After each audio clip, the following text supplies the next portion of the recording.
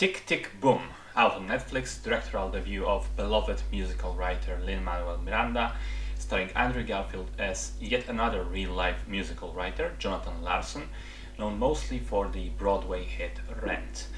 This film is structured in a bit of a weird way. On the one hand, we're watching the performance of Tick Tick Boom, which was sort of musical monologue written by Larson about his struggles with writing, with living in New York, exploring the conflict between following your dreams and settling down, letting go.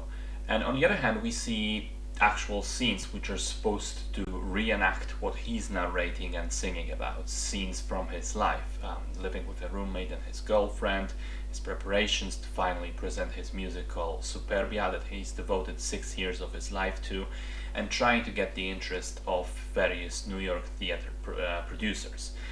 But those scenes are also filled with singing and music and dancing, and they're not quite real. There is definitely a convention at play here, a little bit of musical, magical realism, which we're not meant to take 100% seriously. And I have to say, I didn't like the film all that much. I think that because of its structure, it is all over the place. It feels unfocused, all the time just jumping between life and performance within life, making it difficult to keep track of what's real and what's only a show. And I think this is my primary issue with the movie as a whole.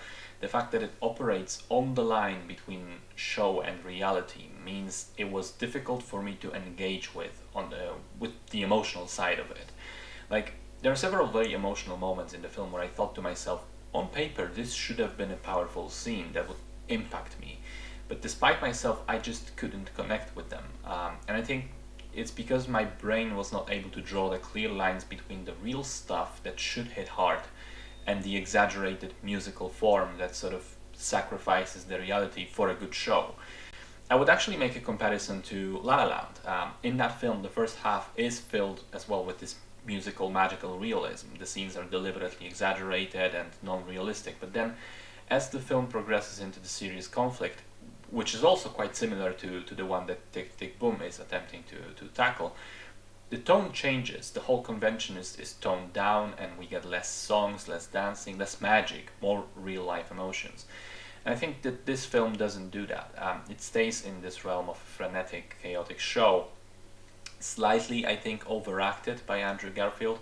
And so, because I couldn't find reality in it, there was nothing to hold on to.